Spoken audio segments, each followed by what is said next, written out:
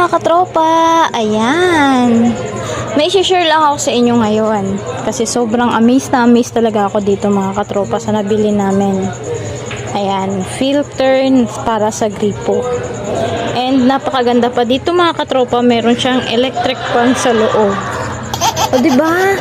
Sobrang ganda nito mga katropa. Tapos pwede ka pang mag-alaga ng isda sa loob niya. O diba? Nagagrind pa siya.